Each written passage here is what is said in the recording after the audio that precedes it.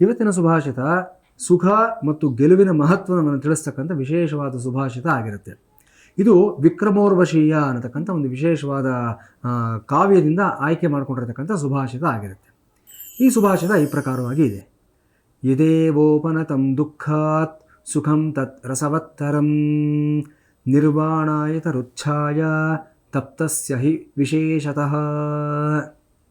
ಏನು ಈ ಸುಭಾಷಿತದ ಅರ್ಥ ಅಂತಂದರೆ, ಯಾವತ್ತೂ ಅಷ್ಟೇ ಮನುಷ್ಯನ ಜೀವನದಲ್ಲಿ ಸುಖ ದುಃಖಗಳು ನಿರಂತರವಾಗಿ ಬರ್ತಾನೆ ಇರುತ್ತೆ, ಒಂದಾದ ಮೇಲೊಂದು ಬದಲಾವಣೆ ಆಗ್ತಾನೆ ಇರುತ್ತೆ. ಎಷ್ಟೋ ಬಾರಿ ನಾವೇನಾಗುತ್ತೆ, ನಿರಂತರವಾದ ದುಃಖಗಳು, ನಿರಂತರವಾದ ಸೋಲು, ನಿರಂತರವಾದಂಥ ಒಂದು ನೋವುಗಳು ಇದನ್ನೇ ನೋಡಿದಾಗ ಇನ್ನು ಜೀವನದಲ್ಲಿ ಒಳ್ಳೆಯದಾಗೋದೇ ಇಲ್ವೇನೋ ಅನ್ನತಕ್ಕಂಥ ಒಂದು ಭಯದಿಂದ, ಒಂದು ನಿರಾಶಾ ಭಾವನೆಯಿಂದ ನಾವು ವಿಮುಖರಾಗಿ ಹೋಗ್ತೀವಿ. ನಾವು ಮಾಡೋ ಕೆಲಸಗಳಿಂದ ಈ ಕೆಲವೊಂದು ಇಮೇಜಸ್ ನಾವು ನೋಡ್ತಾ ಇರ್ತೀವಿ ಇಂಟರ್ನೆಟ್ನಲ್ಲಿ. ಎಷ್ಟೋ ಬಾರಿ ಯಾರೋ ಒಬ್ಬ ಹಳ್ಳ ತೋಡ್ತಾ ಇರ್ತಾನಂತೆ.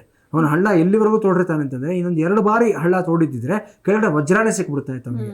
ಆದರೆ ಮೇಲಿಂದ ತೋಡ್ಕೊಂಡು ಬಂದವನಿಗೆ ಎಷ್ಟರ ಮಟ್ಟಿಗೆ ಒಂದು ನಿರಾಶಾಭಾವ ಬಂದ್ಬಿಟ್ಟಿದೆ ಅಂತಂದರೆ, ಅಯ್ಯೋ ಇಲ್ಲಿ ಎಷ್ಟು ಅಗದ್ರೂ ಅಷ್ಟೇ, ಇನ್ನೇನು ಸಿಗೋದಿಲ್ಲ, ನೀರಿಗೋಸ್ಕರ ಅಗದಿರ್ತಾನೆ. ಆದರೆ 2 ಹೆಜ್ಜೆ ಮುಂದಕ್ಕೆ ಹೋಗಿದ್ದಿದ್ರೆ ಅಲ್ಲಿ ವಜ್ರಾನೇ ಸಿಗ್ತಾ ಇರುತ್ತೆ.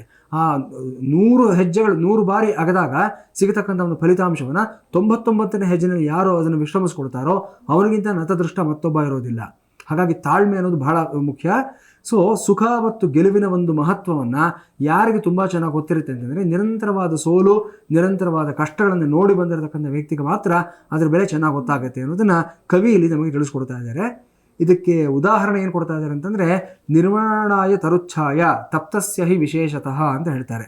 ಮರದ ನೆರಳಿನಲ್ಲಿ ಸದಾಕಾಲ ಕೂತಿರೋ ವ್ಯಕ್ತಿಗೆ ಆ ನೆರಳಿನ ಮಹತ್ವ ಗೊತ್ತಿರೋದಿಲ್ಲ. ಅವನಿಗೆ ಸದಾಕಾಲ ಅಲ್ಲೇ ಇರ್ತಾನೆ, ಅದೇನು ವಿಶೇಷ ಅಂತ ಅನಿಸೋದಿಲ್ಲ. ಬಹಳ ದೂರದಿಂದ ಬಿಸಿಲಿನಲ್ಲಿ ನಡ್ಕೊಂಡು ಬಂದಿರತಕ್ಕಂಥ ವ್ಯಕ್ತಿ, ಬಳಲಿ ಬೆಂಡಾಗಿರತಕ್ಕಂಥ ಒಬ್ಬ ಪ್ರಯಾಣಿಕ ಯಾರಿರ್ತಾನೆ, ಅವನಿಗೆ ಆ ನೆರಳು ಅನ್ನೋದು ಅಮೃತಾನೇ ಸಿಕ್ಕಿದೆಯೇನೋ, ಸ್ವರ್ಗಕ್ಕೆ ಬಂದಿದೆಯೇನೋ ಅನ್ನತಕ್ಕಂಥ ಭಾವನೆ ಅವನಿಗೆ ಕೊಡುತ್ತೆ.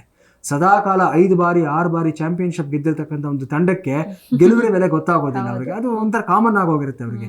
ಸೋಲಿನಿಂದ ಕಂಗೆಟ್ಟು 16 ಬಾರಿ 17 ಬಾರಿ ಸೋತಿರತಕ್ಕಂಥ ತಂಡ ಗೆಲುವಿನ ರುಚಿಯನ್ನು ಮೊಟ್ಟ ಮೊದಲನೇ ಬಾರಿಗೆ ಗಳಿಸ್ಕೊಂಡಾಗ ಆ ಗೆಲುವಿನ ಮಹತ್ವ ಏನು, ಆ ಯಶಸ್ಸಿನಲ್ಲಿರ್ತಕ್ಕಂಥ ಒಂದು ರುಚಿ ಏನು, ಸಿಹಿ ಏನು ಅನ್ನೋದು ಅವ್ರಿಗೆ ಮಾತ್ರ ಗೊತ್ತಾಗುತ್ತೆ. ಹಾಗಾಗಿ ಸದಾಕಾಲ ನಾವು ನಿರಂತರ ಪ್ರಯತ್ನವನ್ನು ಮಾಡ್ತಕ್ಕಂಥ ವ್ಯಕ್ತಿಗಳಾಗಿರಬೇಕು.